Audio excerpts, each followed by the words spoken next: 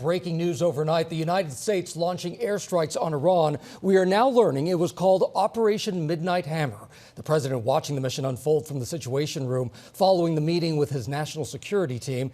It comes a little more than a week after Israel's surprise attack on Iran aimed at crippling Iran's nuclear program.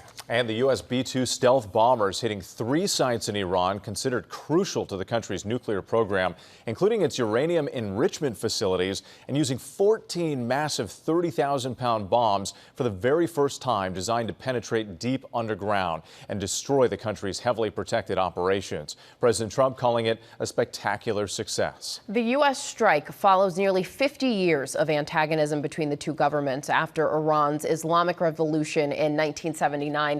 And it follows decades of warnings from Israel that Iran was on the verge of making nuclear weapons. A news conference was held just moments ago from the Pentagon. Defense Secretary Pete Hegseth revealing the complicated details of this mission that included deception, decoys, and incredible secrecy, saying that Iran's nuclear program has been obliterated. He called the strike bold and brilliant and emphasized how proud he is. We have team coverage of the extraordinary events unfolding this morning, beginning with ABC's Ian Pannell in Tel Aviv. Good morning, Ian. Yeah, good morning, Janae. This is one of the impact sites for the Iranian barrage on Israel. We're in northern Tel Aviv, just a few hours after America struck 3 nuclear sites inside Iran. This, as you can see, was a residential complex. No military targets here. This morning, in the wake of U.S. strikes on Iranian nuclear facilities, Iran launching a barrage of missiles at Israel. A military official telling ABC 20 to 30 were fired. At least 19 people injured in the attacks, missiles landing in 4 areas in the country.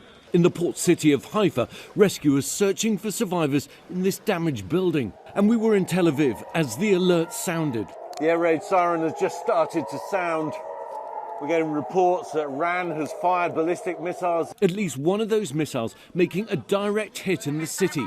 First responders scrambling to the scene. Residential buildings reduced to rubble. We went there too. This was Iran's response to American bombing of 3 nuclear sites inside the country. Within a few hours, the sirens rang, the bombs landed, and you can see the chaos here on the ground as Israel starts to count the numbers injured and the numbers killed. Iran claiming it targeted the main airport and a biological research center. President Trump announcing the U.S. military struck 3 nuclear sites, Fordo, Natanz and Isfahan, calling the attack very successful. ABC News geolocating this video showing flashes of light and distant explosions in the direction of the Isfahan nuclear facility. The operation carried out by multiple B-2 bombers, according to U.S. officials. The B-2s are capable of flying more than 40 hours and refueling mid-air. They're also the only aircraft that can drop the 30,000-pound massive ordnance penetrator bombs, known as bunker busters, considered the best chance of penetrating Iran's deep underground nuclear facilities. These satellite images taken before the attack at Fordo, capturing the site from above. A U.S. official confirming a number of bunker busters were dropped.